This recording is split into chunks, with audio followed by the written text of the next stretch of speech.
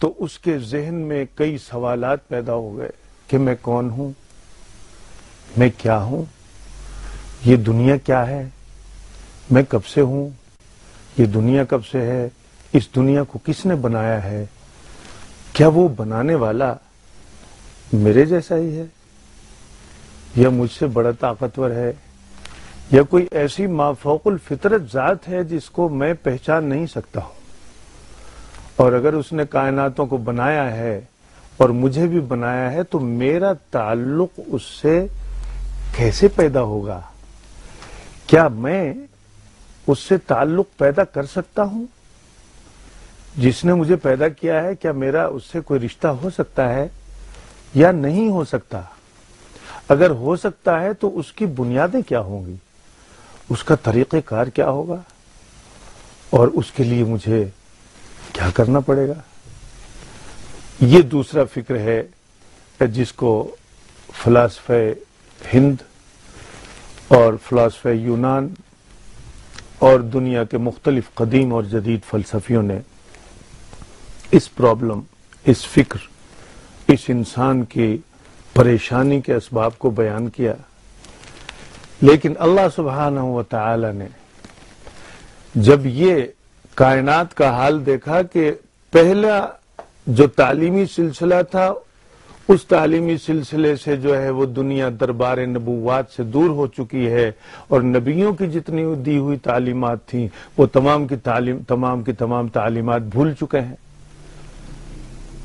لیکن بھولنے کے باوجود انسان کے اندر یہ تو کسک رہی کہ میں اس سے تعلق رکھوں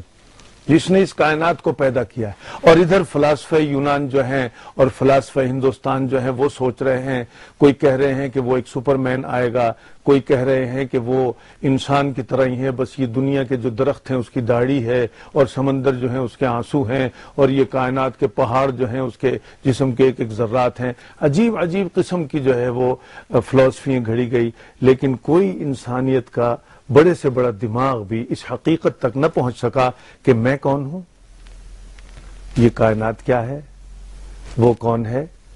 اور اس سے میرا تعلق کیسے ہو سکتا ہے۔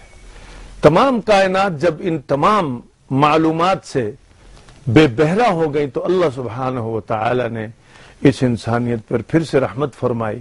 اور اپنے نبی آخر الزمان رحمت للعالمین محمد مصطفیٰ احمد مجتبیٰ علیہ افضل الصلوات والتسلیم کو مبعوث فرمایا، اور یہ ارادہ فرمایا کہ میں اپنے علوم الہیہ غیبیہ جس سے پوری کائنات ناواقف ہے، ان علوم الہیہ غیبیہ کی بھیک جو ہے وہ انسانیت کو دینا چاہتا ہوں، اور اس کے لیے امین جو ہے جبریل امین کو بنایا لانے کے لیے، اور کائنات میں پھیلانے کے لیے جو ہے امین صادق، امین اکبر فی الکائنات، کائنات کے سب سے بڑے امین محمد رسول اللہ صلی اللہ علیہ وسلم کو بنایا۔ اور اس قرآن پاک میں جس کا نام قرآن رکھا گیا، جس کا نام فرقان رکھا گیا، اس قرآن پاک میں اللہ سبحانہ و تعالی نے تمام وہ طریقے بتا دیے کہ جو طریقے اللہ سبحانہ و تعالی سے انسان کے تعلق استوار کرنے کے لیے مفید تھے۔ تو قرآن پاک نے کہا کہ اللہ یہ چاہتا ہے کہ تم سے دوستی لگا لے۔ اگر انسان اخلاص سے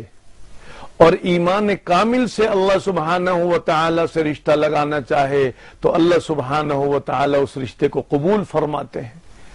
تو اس کے لیے جو ہے عبادت جو ہے وہ مقرر کی گئی جسے نماز کہتے ہیں۔ اب نماز جو ہے اس کا معنی بھی دعا ہے۔ درود پاک کا معنی صلاۃ، الصلاۃ علی النبی، اس کا معنی بھی دعا ہے۔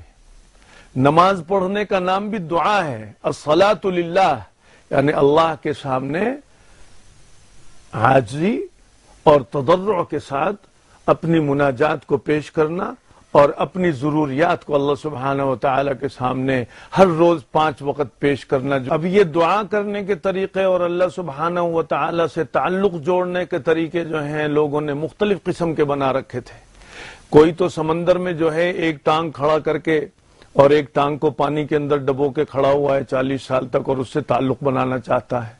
کوئی کمرے کے اندر مرچوں کی دھونی دے کر بیٹھا ہے، کوئی بتوں کے سامنے جو ہے مانگ رہا ہے کہ اس کا تعلق ان سے ہوگا، لیکن اللہ سبحانہ وتعالی نے اپنی رحمت فرمائی اور محمد الرسول اللہ صلی اللہ علیہ وسلم پر قرآن نازل کیا، اور اس قرآن پاک میں دعا کرنے کا،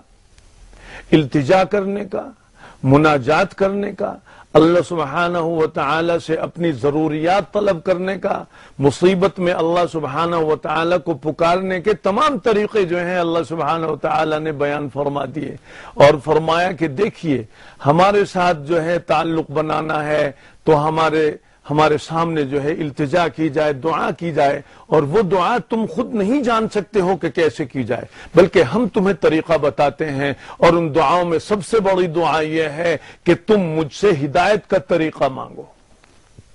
اور جب میں کسی سے خوش ہوتا ہوں، من یرید اللہ بہ خیرا یفقہہ فی الدین، جب اللہ سبحانہ وتعالی کسی سے بھلائی کا معاملہ چاہتے ہیں اور اسے پسند فرماتے ہیں تو اپنے قرآن کی تعلیمات یعنی اپنے دین اس کو سمجھا دیتے ہیں۔ تو اللہ سبحانہ وتعالی نے فرمایا کہ دیکھیے ہمارے ساتھ اگر تم نے تعلق بنانا ہے تو وضو کر کے آؤ، کپڑے پاک کر کے آؤ، ذہن پاک کر کے آؤ، اور جو بھی نماز کے طریقے، اور اس کے بعد آ کر اپنے ہتھیار ہمارے سامنے ڈال دو، ہماری بڑائی بیان کرو، اور اس کے بعد جو ہے ہماری بڑائی بیان کرنے کے بعد جو ہے اس بات کا یقین اور اطمینان وہ اعلان کرو کہ قیامت کا دن آئے گا اور ہم اللہ کو حساب دیں گے۔ اس کے بعد جو ہے ہم سے دعا مانگو، اہدنا الصراط المستقیم، کہ اے اللہ ہم کو سیدھا راستہ سکھلا دے۔ اور پھر فرمایا کہ وَإِذَا سَأَلَكَ عِبَادِي عَنِّي، قرآن میں فرمایا اِذَا سَأَلَكَ عِبَادِي عَنِّي، اس بات سے مت گھبرائیو کہ جب بھی میرا کوئی بندہ مجھے اخلاص اور ایمان سے بلائے گا تو میں اس کو ضرور جواب دوں گا، فَإِنِّي قَرِيب أُجِيبُ دَعْوَةَ الدَّاعِ إِذَا دَعَانِي، جب بھی مجھے کوئی دعوت کے لیے مجھے بلائے گا دعا کر کے میں اس کی دعا کا جواب دوں گا۔ لیکن یہاں ہمیں صرف 3 باتیں مختصر طور پہ جاننی چاہیے کہ قرآن نے دعوت کے 3 اصول بتائے۔ ایک تو یہ ہے کہ جب مجھ سے مانگنا ہے اور میں قادر مطلق ہوں اور میں تمام کائناتوں کا پیدا کرنے والا ہوں تو پھر صرف مجھ سے ہی مانگنا ہوگا، میرے علاوہ کسی سے نہیں مانگنا ہوگا۔ یہ ہماری شان کے خلاف ہے کہ بندہ ہمارا ہو، پیدا ہم نے کیا ہو، کھاتا رزق ہمارا ہو، آکسیجن ہم دیتے ہوں، پوری کائنات کی اس کی زندگی کی ضرورتیں ہم پوری کرتے ہوں، اور پھر ہم یہ بھی کہتے ہوں کہ ہم سے مانگو، جتنا چاہتے ہو مانگو، اس کے باوجود وہ کسی دوسرے سے مانگے، یہ ہمیں پسند نہیں ہے۔ دوسرا جو ہے اصول یہ ہے کہ ایمان اور پاکیزگی کے ساتھ اور اخلاص کے ساتھ مانگنا ہوگا، اور تیسرا اصول یہ ہے کہ جو محمد العربی صلی اللہ علیہ وسلم نے طریقہ بتایا ہے اس طریقے کے مطابق مانگنا ہوگا، اپنی طرف سے کوئی طریقہ نہیں گھڑنا ہوگا۔ لہذا کچھ دعائیں تو ایسی ہیں جو کہ حضور اکرم صلی اللہ علیہ وسلم نے بتائی، اور کچھ دعائیں ایسی قرآن میں ذکر کی گئی ہیں جو کہ انبیاء علیہم السلام نے اللہ سبحانہ وتعالی سے مانگی ہیں اور اللہ نے قبول فرمائی ہیں۔ اب یہ دعائیں جو ہیں وہ انبیاء سے خدا نے منگوائی ہیں، یہ صرف اس لیے نہیں کہ انبیاء علیہم السلام کے لیے ہی خاص تھیں اور انہوں نے یہ دعائیں کی تو اللہ نے قبول کی، بلکہ قرآن پوری کائنات کے لیے ہے۔ جو مومن مسلمان بھی اللہ سے اس طریقے سے دعا مانگے گا اللہ سبحانہ وتعالی اس کی دعا قبول فرمائیں گے۔ اور کچھ دعائیں ایسی ہیں جو اللہ سبحانہ وتعالی نے اپنے نبی صلی اللہ علیہ وسلم کو حکم فرمایا ہے کہ اے میرے پیارے نبی مجھ سے تم ایسا کر کے مانگو تو میں تمہیں دے دوں گا۔ اور کچھ دعائیں ایسی ہیں جو کہ عام ہیں، ہر انسان کے لیے ہیں، ان کا بھی قرآن پاک میں ذکر ہے۔ انشاءاللہ سبحانہ وتعالی ان دعاؤں کی تفصیل جو ہے آپ ہمارے اسی پروگرام میں دیکھ لیں گے کہ آدم علیہ السلام سے لے کے محمد الرسول اللہ صلی اللہ علیہ وسلم تک انبیاء علیہم السلام نے مختلف ضرورتوں میں جو ہے اللہ کو پکارا ہے۔ کسی نبی نے کھانا مانگا ہے امت کے لیے، کسی نبی نے گناہوں کی معافی مانگی ہے کہ خطا ہو گئی اور معافی دے دیجئے، آدم علیہ السلام کو لے لیجئے۔ کسی نبی نے جو ہے وہ مچھلی کے پیٹ میں چلے گئے ہیں اور وہاں دعا فرمائی ہے، اور کسی نبی نے کہا ہے کہ یا اللہ یہ تیرے سے دعا نہیں مانگتے ہیں بلکہ تیرے علاوہ بتوں سے دعا مانگتے ہیں۔ اللہ نے فرمایا کہ یہ مجھ سے مانگے گے ہی نہیں، تو فرمایا کہ پھر اللہ بلا ان کو تباہ کر دیجئے۔ حضرت نوح علیہ السلام کی دعا ہے۔ تو کوئی بھی ایسی دعا نہیں ہے دوستو جو